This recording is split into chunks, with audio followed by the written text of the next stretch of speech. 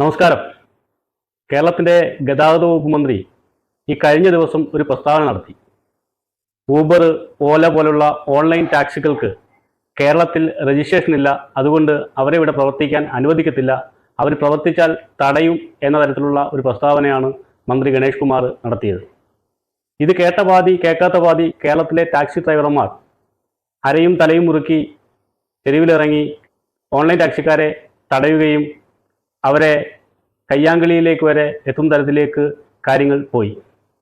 Online taxi book ചെയ്ത യാത്രക്കാരെ തടയുകയും അവരെ അസഭ്യം പറയുകയും അവരെ ഒരുപാട് തരത്തിൽ ബുദ്ധിമുട്ടിക്കുന്ന അവസ്ഥയിലേക്ക് കാര്യങ്ങൾ പൊയ്ക്കൊണ്ടിരിക്കുകയാണ്. ഈ വീഡിയോ ഒന്ന് കണ്ടിട്ട് വരാം. ഇല്ല, ഞാനിത് കംപ്ലൈന്റ് ചെയ്യും. ബിക്കോസ് ഞാൻ ബുക്ക് ചെയ്ത റൈഡാണിത്. അത് പറ്റത്തില്ല, ഞാൻ ബുക്ക് ചെയ്ത റൈഡാണ്. നമ്പർ ഉണ്ട്, ആള് പോലീസ് വെരിഫൈഡ് ആണ്. അതുകൊണ്ട് ഞാൻ പ്രിഫർ ചെയ്യുന്ന സാധനം ഇത് മാത്രമല്ല. നിങ്ങൾക്ക് മീറ്റർ ഇട്ട് ഓടിക്കാനും പറ്റില്ല, എനിക്ക് പറ്റില്ല. 350 രൂപ കൊടുത്ത് കാക്കനാട് വരെ പോവാൻ. 350 രൂപ കാക്കനാടിലെ കൊണ്ടേ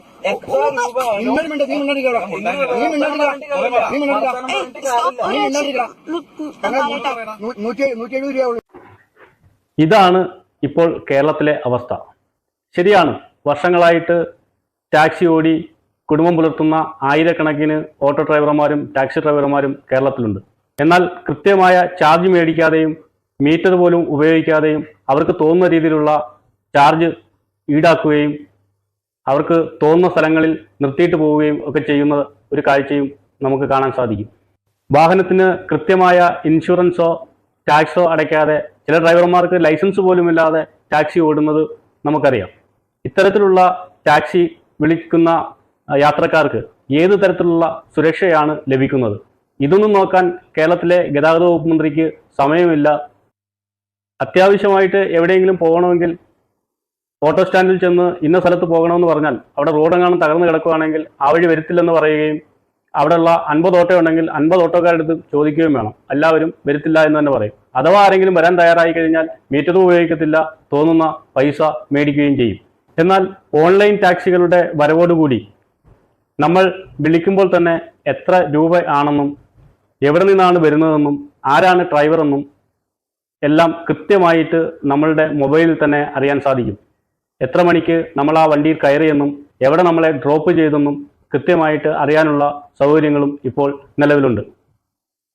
ഓൺലൈൻ ടാക്സി ഡ്രൈവറാകണമെങ്കിൽ സ്ഥലത്തെ പോലീസിൻ്റെ വെരിഫിക്കേഷനും സർട്ടിഫിക്കറ്റ് ഉൾപ്പെടെയുള്ള കാര്യങ്ങൾ വേണം. എന്നാൽ ഓഫ്ലൈൻ ടാക്സി ഓടിക്കുന്ന ആൾ ഏത് തരത്തിലുള്ള ആളാണെന്ന് നമുക്ക് മനസ്സിലാക്കുവാൻ കഴിയത്തും ഇല്ല. ഓൺലൈൻ ടാക്സിയിൽ രജിസ്റ്റർ ചെയ്യണമെങ്കിൽ ടാക്സും ഇൻഷുറൻസും പുക പോലുള്ള മുഴുവൻ ടെസ്റ്റുകളും ചെയ്തെങ്കിൽ മാത്രമേ ഊബർ പോലെയുള്ള കമ്പനികളിൽ രജിസ്റ്റർ ചെയ്യാൻ കഴിയത്തുള്ളൂ. തീർച്ചയായിട്ടും ഇത്തരത്തിലുള്ള ഓൺലൈൻ ടാക്സികളിൽ യാത്ര ചെയ്യുന്നത് യാത്രക്കാർക്ക് സുരക്ഷ കൂട്ടും എന്നുള്ളതിൽ യാതൊരു സംശയവുമില്ല. ഇപ്പോൾ ഏതെങ്കിലും തരത്തിലുള്ള ഒരു ആക്സിഡന്റ് ഉണ്ടായി നമ്മൾ ഇൻഷുറൻസോ അല്ലെങ്കിൽ ലൈസൻസോ ഒക്കെ ഇല്ലാത്ത ഒരു ഓട്ടോ വിളിച്ചുകൊണ്ട് പോയി അല്ലെങ്കിൽ ഒരു ടാക്സി വിളിച്ചുകൊണ്ട് പോയി ഒരു ആക്സിഡന്റ് ഉണ്ടായി കഴിഞ്ഞാൽ നമുക്ക് എന്ത് പരിരക്ഷയാണ് ലഭിക്കുന്നത്? എന്നാൽ ഇത്തരത്തിലുള്ള ഓൺലൈൻ ടാക്സികളിൽ എല്ലാ തരത്തിലുള്ള പേപ്പർ വർക്കുകളും കൃത്യമായെങ്കിൽ മാത്രമേ ഊബറിനെ പോലെയുള്ള വലിയ കമ്പനികൾ ഇവർക്ക് ഓടാൻ പെർമിഷൻ കൊടുക്കത്തുള്ളൂ. ഇന്ന് ഊബറിന്റെ മാപ്പെടുത്ത് പരിശോധിച്ചാൽ 100 കണക്കിന് വണ്ടികൾ പച്ച കത്തി നമുക്ക് വേണ്ടി ഓടാൻ തയ്യാറായി നിൽക്കുകയാണ്. അവർക്ക് റോഡിന്റെ പ്രശ്നമോ സമയത്തിന്റെ പ്രശ്നമോ ഒന്നുമില്ല. നമ്മൾ പറയുന്ന സ്ഥലത്ത് അവർ നിശ്ചയിച്ചിട്ടുള്ള ചാർജിൽ കൊണ്ടെത്തിക്കും. വലിയ പുരോഗമനങ്ങൾ പറയുകയും നടപ്പിലാക്കുവാൻ ശ്രമിക്കുന്ന ഒരു മന്ത്രിയാണ് കെ വി ഗണേഷ് കുമാർ. ഈ ഓൺലൈൻ ടാക്സികളുടെ കാര്യത്തിൽ അദ്ദേഹം എന്തുകൊണ്ടാണ് ഇങ്ങനെ നിലപാടെടുക്കുന്നത് എന്ന് മനസ്സിലാവുന്നില്ല. ഇന്ന് ഇന്ത്യയിലെ എല്ലാ മെട്രോ നഗരങ്ങളിലും ഓൺലൈൻ ടാക്സികൾ വ്യാപകമായിരിക്കുകയാണ്.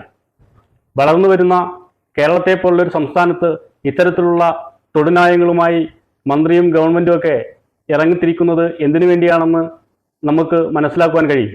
ഓൺലൈനെ സംബന്ധിച്ച്, ഓൺലൈൻ ടാക്സി ഡ്രൈവർമാരെ സംബന്ധിച്ച് സംഘടനകൾ രൂപീകരിക്കാനോ കൊടി പിടിക്കാനോ ഒന്നും പോകാൻ കഴിയത്തില്ല. അങ്ങനെ പിടിച്ചാൽ ഊബർ പിടിച്ച് പുറത്താക്കും.